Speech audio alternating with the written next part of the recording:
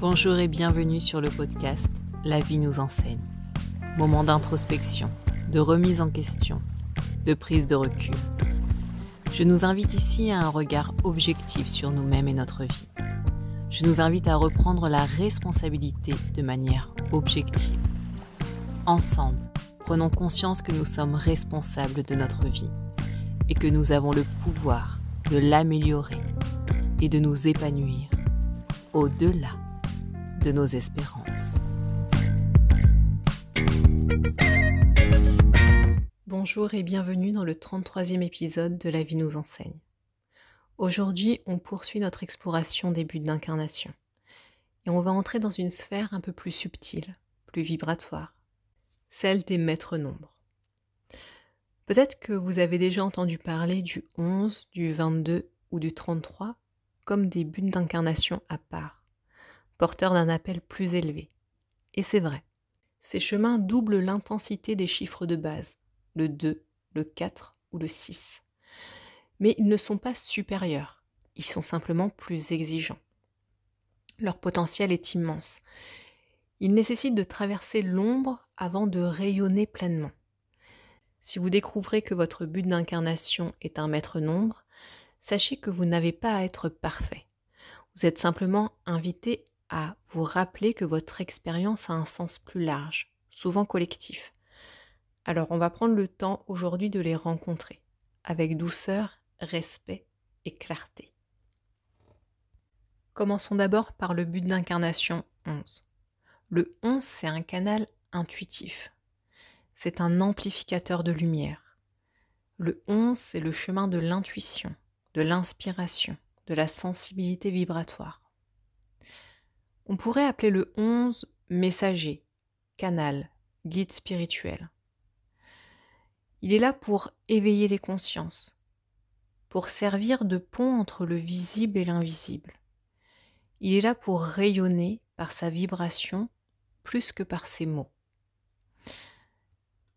Quand on est désaligné dans son 11, on peut avoir une hypersensibilité non gérée, des émotions à fleur de peau. On peut être confus entre l'intuition et la peur. On peut avoir peur du rejet, de briller, du jugement. On peut avoir une vie intérieure riche, mais en étant totalement replié sur soi. Le 11 va avoir tendance, quand il est désaligné, à ne pas se faire confiance. Et en fait, la clé pour un 11, c'est vraiment de faire confiance à son intuition. Ce 11 désaligné, il va avoir tendance à avoir une première intuition et ensuite le mental va tout de suite prendre le dessus et il va se faire guider par ses peurs. Donc en fait, il va passer à côté de sa vie parce qu'il va écouter ses peurs plutôt que son intuition. Donc c'est vraiment le point clé pour le 11, ça va être de faire confiance à sa sensibilité, à ses émotions et à son intuition. Donc évidemment, un 11 aligné, ça va être une personne qui va avoir une intuition claire. On pourrait dire un canal propre, c'est-à-dire que ses intuitions ne vont pas être parasitées par ses peurs, par ses blessures, par ses traumatismes. Il va pouvoir être guidé de façon hyper intuitive et claire. Un 11 aligné, c'est une personne qui va rayonner naturellement, sans chercher à convaincre. Elle va dire des choses, expliquer, et si la personne en face n'est pas d'accord, et bien en fait, il n'y a pas de souci. Il n'y a pas... Le 11 aligné, il ne va pas être dans l'ego. Un 11 aligné, il a un leadership spirituel naturel et qui se fait dans la simplicité. Il a une capacité à inspirer par l'exemple, avec humilité. Si vous êtes un 11 et que vous vous sentez désaligné dans votre but d'incarnation, ce que vous pouvez faire, ça va être pratiquer des disciplines de recentrage, comme la sophrologie, la méditation, aller marcher dans la nature. Ça va être aussi de prendre votre place dans le monde, de vous autoriser à prendre votre place sans crainte de déranger. J'ai bien conscience que c'est plus facile à dire qu'à faire, mais c'est vraiment ce qui va pouvoir vous aider à vous réaligner avec votre 11. Arrêtez d'écouter vos peurs. Ça va être vraiment d'aller dans votre intuition. Si vous avez envie de lancer un projet, lancez-le. Et plus vous allez lancer de projets, plus vous allez vous aligner à qui vous êtes, plus vous allez vous sentir bien. Ça va être aussi de travailler sur la gestion des émotions et de la clarification intérieure. Savoir ce qui vous appartient, ce qui ne vous appartient pas, quels sont vos freins, qu'est-ce qui vous pousse à avancer. Et puis, se relier à un groupe ou une cause collective. Vous nourrir des interactions, des relations. Ça va vous aider à avancer, à avoir confiance en vous. Les questions d'introspection qui peuvent être intéressantes pour un 11, ça va être de se demander, est-ce que j'ai peur de ma propre lumière ? Ou est-ce que je choisis de l'offrir au monde malgré cette peur ? Un 11 peut passer toute sa vie à côté de cette vibration qui est très haute par peur de déranger, par peur d'exprimer qui il est pleinement dans le monde. Et ça, c'est vraiment dommage parce que les 11 sont vraiment là pour apporter de la lumière et du soutien à l'humanité. Passons à présent au but d'incarnation 22. Le 22, on peut dire que c'est un bâtisseur visionnaire. C'est un architecte sacré. Il est porteur de visions grandes et concrètes à la fois. Il peut rêver comme un 11, mais l'énergie du 4, un 2 plus 2, est là pour bâtir des structures solides, durables et alignées. Le 22, il est là pour matérialiser des projets au service de l'humanité. C'est un allié spirituel et pratique. Il va créer un contact profond et tangible. Vraiment, hein, le 22, 2 plus 4, c'est vraiment une structure, un bâtisseur, quelque chose de solide. Et quand ce 22 va être désaligné, il va pouvoir s'éparpiller dans trop de projets. En fait, il va manquer de structure. Il va avoir peur de l'échec et il va pouvoir procrastiner. Parce qu'en fait, ces projets ne vont pas être structurés. Donc, au lieu de se forcer, entre guillemets, à être structuré, il va préférer procrastiner plutôt que d'avancer dans ses projets parce qu'il a peur de l'échec. Un 22 désaligné, il va avoir de l'ambition, mais pas d'ancrage. Et en fait, il va pouvoir vouloir faire plein de choses, mais il ne va pas les concrétiser parce qu'il manque d'ancrage, il manque de stabilité au niveau du sol. Et il va être déconnecté de son corps. Il va douter de sa propre légitimité. Ce qui est hyper important pour un 22, ça va être la structure, la base, la stratégie, l'organisation. Quand il est aligné, ce 22, il va pouvoir faire des projets structurants et porteurs de sens. Il va avoir une grande capacité de vision stratégique et d'organisation. Il va rayonner, mais de façon tranquille, avec une autorité naturelle. Et il va pouvoir donner au monde des services sur du long terme, sans besoin de reconnaissance immédiate. Un 22 va être capable de travailler toute sa vie sur un même projet. Il va pouvoir le commencer, admettons, à 20 ans et le terminer à 60.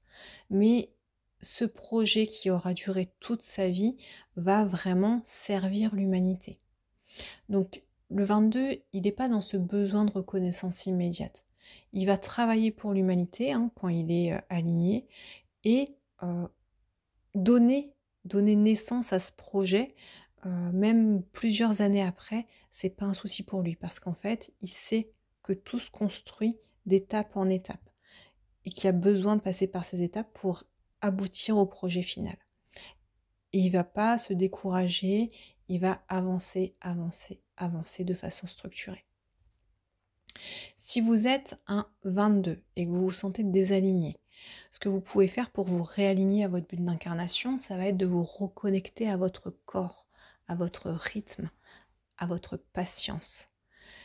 Ça va être de créer une vision claire et les étapes concrètes pour aboutir à votre projet.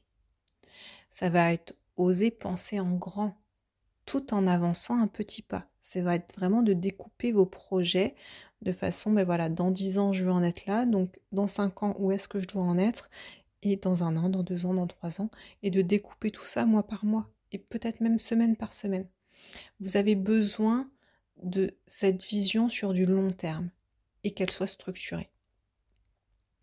Ça va être aussi travailler la confiance en votre capacité à bâtir du durable. Vous êtes fait pour bâtir quelque chose de grand et de façon durable.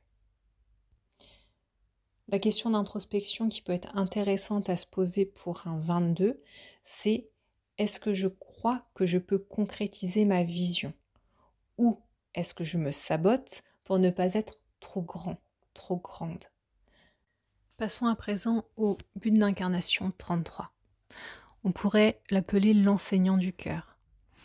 Le 33, c'est un maître du cœur. C'est une vibration très élevée, plutôt rare, et qui est souvent vécue comme un défi intense, surtout dans la première moitié de vie.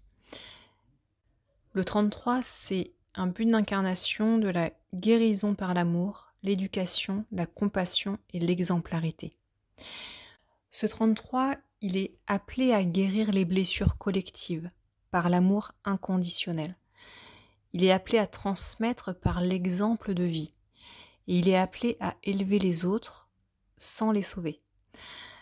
Quand ce 33 est désaligné, il peut y avoir une surresponsabilisation, un total oubli de soi, une fatigue chronique, une tendance à se sacrifier pour sauver les autres, une culpabilité, de l'auto-jugement, du perfectionnisme spirituel et une grosse difficulté à poser des limites saines. En fait, on va retrouver les désalignements du 6, mais de façon beaucoup plus exacerbée. Et ça peut être très compliqué à vivre, surtout dans la première partie de vie. Quand ce 33 est aligné, il va avoir une capacité à guérir sans s'épuiser. Il va pouvoir être une présence transformatrice et profondément humaine, juste en étant là, juste en montrant l'exemple. Il va pouvoir inspirer les autres personnes autour de lui. C'est une personne qui va avoir un discours d'amour totalement incarné et qui va pas du tout être moralisateur. Ce 33, il a un rayonnement, en étant aligné, doux et ferme à la fois, inspirant et humble. Donc si vous êtes dans cette énergie de ce chiffre 33 et que vous vous sentez désaligné, en fait, pour vous réaligner, vous allez devoir apprendre à donner sans vous vider, à donner à partir de l'espace du cœur. Vous allez devoir apprendre à vous mettre en priorité pour mieux aimer les autres. C'est toujours cette métaphore de la carafe d'eau, c'est en se remplissant d'abord qu'on va pouvoir donner aux autres. Si votre carafe à vous elle est vide, vous n'allez pas pouvoir aider et aimer les autres. Ça va être important de faire aussi un travail sur votre enfant intérieur, sur les blessures de rejet, les blessures d'abandon, pour pouvoir en fait les transmuter et avancer vers quelque chose du don de soi, mais sans sacrifice. Et puis, ça va être d'apprendre à enseigner aux autres par votre propre vécu et pas parce que vous avez compris par rapport à l'intellect. Ça va être vraiment de vivre les expériences pour pouvoir ensuite les transposer aux autres, les décrire parce que vous les avez vécues. Il y aura cette vibration de vécu qui va pouvoir aller vers les autres et ce sera beaucoup plus bénéfique. La question à se poser quand on est un 33 et qu'on a besoin de se réaligner, c'est est-ce que je m'aime assez pour être un guide d'amour? Comme je vous l'ai dit au début, ces buts d'incarnation 11, 22 et 33 sont pas meilleurs que les autres. Ils vont être plus intenses, plus vibrants, plus universels. Si vous portez un de ces buts, peut-être que vous avez déjà ressenti une profonde exigence intérieure, un sentiment de mission, parfois sans en comprendre les contours. Ce qui va être important, c'est de vous rappeler que vous n'avez pas à réussir votre mission.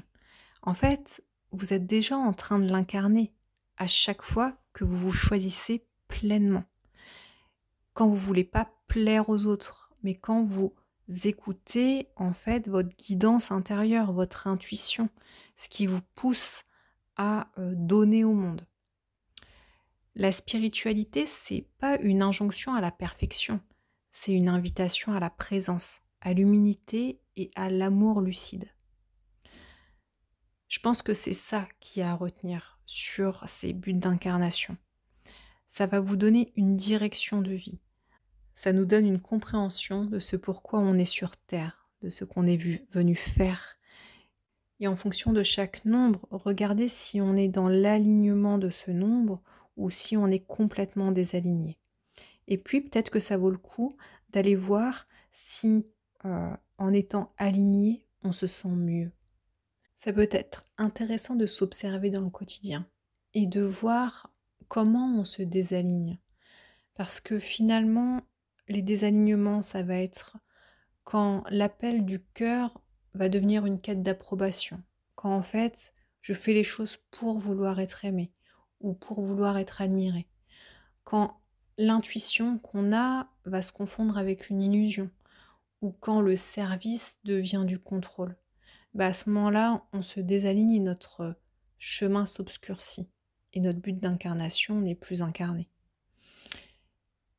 Et c'est un peu ce que je vais vous proposer d'aller voir dans l'épisode de la semaine prochaine. C'est d'aller observer l'orgueil, et plus particulièrement l'hubris, ce déséquilibre de l'ego qui nous pousse à vouloir briller coûte que coûte, convaincre à tout prix, imposer plutôt que proposer. En attendant, je vous laisse avec cette question d'introspection. Quelle est ma véritable intention quand je m'exprime, quand je transmets, quand je crée ? Je vous remercie pour votre présence et vous dis à la semaine prochaine pour un nouvel épisode de La vie nous enseigne.